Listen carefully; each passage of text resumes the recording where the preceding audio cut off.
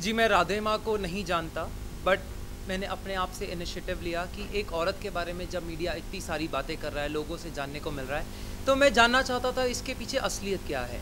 मैंने देखा हर आदमी आज राधे माँ के अगेंस्ट तो बात कर रहा है, बट कोई तह तक नहीं जाना चाहता। और जितना मेरा लिमिटेड नॉलेज है, उस हिसाब से ताली कभी एक हाथ से नहीं बजती। अगर हम आज सिक्के का एक पहलू देख रहे हैं, तो ज़रूर सिक्के का दूसरा पहलू भी है। तो मैंने अपने आप से एक इनिशिएटिव लिया और मैंने कुछ सर्वे किया। मेरे ही कुछ जानने वाले टीवी एक्टर्स, फ्रेंड्स और आसपास के कुछ लोग जो राधे माँ को काफ़ी सालों से फॉलो करते हैं, मैं उन सब से मिला और इस मुद्दे की तह तक पहुँचा। मैं नहीं जानता कि राधे माँ सही है या गलत है। मैं उन्हें सही करार नहीं दे रहा हूँ और ना ही मैं उन्हें गलत बोल रहा हूँ। और मैं कोई नहीं होता कि मैं जजमेंटल हो जाऊँ आज राधे माँ को लेकर, या मैं अपना कोई ओपिनियन बना लूँ। आज हर आदमी राधे माँ को फेक बोलता है, उनके कपड़ों के बारे में बात करता है, मेकअप के बारे में, पैसे के बारे में बात करता है। मेरे कुछ सवाल आप सबसे हैं। आज आम जनता से सवाल किया जाए कि जब अभी मैंने देखा कि शायद आज तक या इस पे इंडिया टीवी पर बताया जा रहा था कि राधे माँ की संपत्ति 1000 करोड़ है। तो जिस औरत की संपत्ति 1000 करोड़ की है, क्या वो 7 लाख रुपए की डिमांड किसी से कर सकती है? और ये जो कंप्लेनेंट है, जिनका नाम बदला जा रहा है, प्रीति के बताया जा रहा है या निशा बताया जा रहा है, तो इनसे ये जानिए कि जब ये दहेज की बात करती हैं, तो आज तक क्या जब ये सहन कर रही थी पीड़ाएं, तो ये चुप क्यों थी? और अगर दहेज मांगा गया, तो राधे माँ ने अगर इसके इन-लॉज को बोला कि दहेज मांग करें, तो क्या ये दहेज राधे माँ को जाने वाला था या फिर उसके इन-लॉज फैमिली को? या तो ये दहेज राधे माँ ने अपने लिए मांगा हो तो ये जायज़ है। अगर ये राधे माँ ने दहेज अपने लिए नहीं मांगा, ये उस तक नहीं जानता, तो राधे माँ का इंटरेस्ट क्या था? लोग कहते हैं कि वहाँ पे अश्लीलता का प्रदर्शन होता है, लोग राधे माँ को गोदी में उठाते हैं, उनको किस करते हैं, वो उनको किस करती है। ठीक है, हो सकता है एक जेस्चर हो, जैसे कि राधे माँ बार बार बोल रही हैं कि वो एक माँ है और वो सबको अपना बच्चा समझती हैं। मैं जितने भी अपने फ्रेंड्स से या जितने भी लोगों से मिला जो राधे माँ के फॉलोअर्स हैं, उन्होंने मुझे ये बताया कि राधे माँ के 2 रूप हैं, एक बाल अवस्था और एक युवावस्था। जब वो बाल अवस्था में जाती हैं, तो वो 6 साल के बच्चे की तरह टॉय साइकिल भी चलाती हैं। किसी ने ये तो नहीं देखा। और अगर उनको ये गोदी में उठाया जाता है, तो इनके माता की चौकी में कहा जाता है इसको झूला देना। तो हम हर बच्चे को झूला दिया जाता है।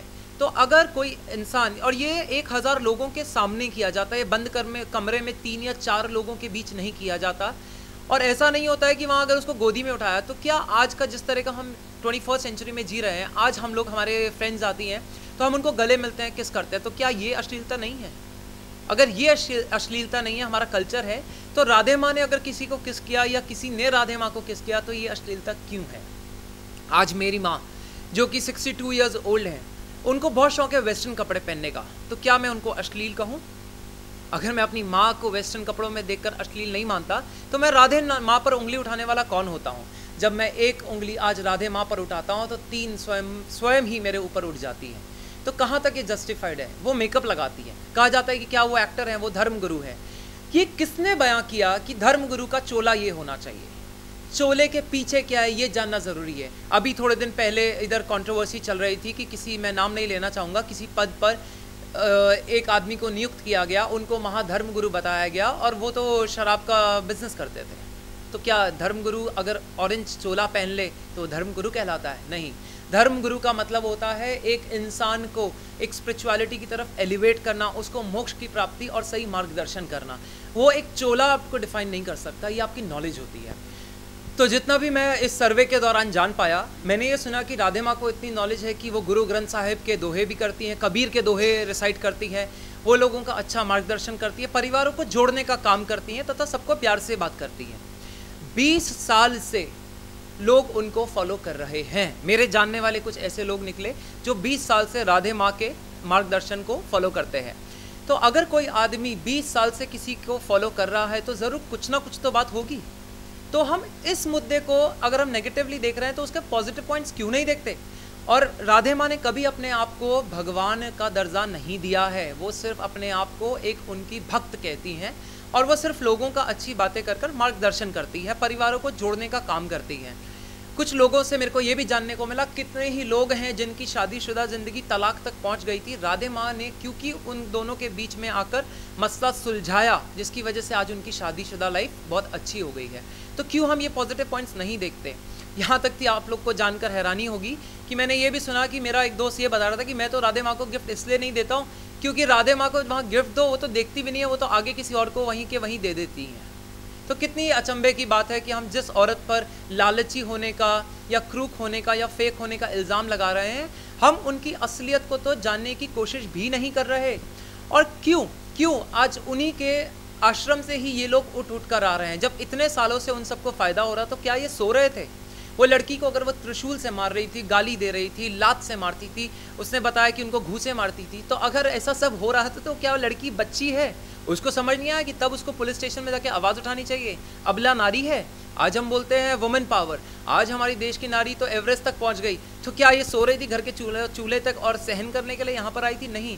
आज जब वो ये मुद्दा उठाने आ रही है, तो मुझे क्यों ऐसा लगता है कि इस कंप्लेनेंट का कोई ना कोई निजी ज़रूर कुछ इंटरेस्ट इसके अंदर छुपा है। और हाँ, जहाँ तक राधे माँ का सवाल आता है, क्योंकि she is a big name in this industry, आज वो धर्म गुरु हैं और कौन नहीं राधे माँ को जानता, ये उनके नाम का इस्तेमाल कर रही है और शायद ये अपने इन लॉ से कुछ बड़ी एलिमनी की मांग करना चाहती हो, शायद इसका सेल्फ इंटरेस्ट हो।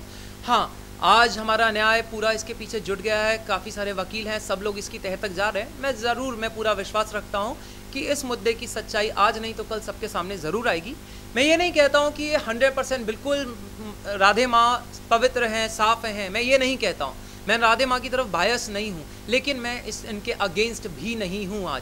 आज मैं राधे माँ को खुलेआम सपोर्ट इसलिए कर रहा हूँ क्योंकि वह भी एक इंसान है। जब एक इंसान अकेला पड़ जाए, लाख वो कितना सच्चा हो, अगर 1000 लोग उसके पीछे एक भावना बना लें, तो वो मेंटालिटी, एक ह्यूमन नेचर ऐसा होता है कि आप जो उसके बारे में सोचते हैं आपको वही सच लगने लग जाता है। और यहाँ हम सिर्फ एक तरफा स्टोरी सुने जा रहे हैं। हर आदमी उनको फेक का करार देता है। और हम कौन होते हैं किसी को जज करने वाले? क्या हम फेक नहीं हैं? क्या हम लाइफ में झूठ नहीं बोलते? कौन ऐसा इंसान है जिसने कभी जीवन में झूठ नहीं बोला, धोखा नहीं दिया, चोरी नहीं की? आप मुझे एक इंसान ऐसा बताइए जिसने जीवन में कभी झूठ का सहारा नहीं लिया हो। और अगर चलिए मान लीजिए कि धर्मगुरु का बिजनेस ही, ये रिलीजन उनका ये बिजनेस था पैसा कमाने का, तो क्या आप बिजनेस नहीं कर रहे? आप अपना घर कैसे चलाते हैं? बोलते हैं कि वहाँ चढ़ावा चढ़ाया जाता है, चढ़ावा नहीं चढ़ेगा तो आपको प्रसाद कैसे मिलेगा? आप बताइए, क्या फ्री में वहाँ पे प्रसाद बांटने आएगा? और अगर आएगा तो कितने दिन? तो अगर हम इस धर्म को आगे लेकर जाना चाहते हैं, उसमें हम मार्गदर्शन के लिए धर्मगुरु राधे माँ जैसे लोगों का सहारा लेते हैं, तो क्यों हम उनको डीमीन करने से पीछे नहीं हटते? क्यों हम उनकी सच्चाई को नहीं जानना चाहते? मेरे इतने सवाल, आज इतने सारे सवाल, आज भारत की सब आम जनता से ये सारे सवाल का जवाब मैं भी जानना चाहता हूँ। मैं नहीं जानता राधे माँ कौन है, बट हाँ, मैं आज जानना चाहता हूँ कि राधे माँ कौन है और क्या करती है।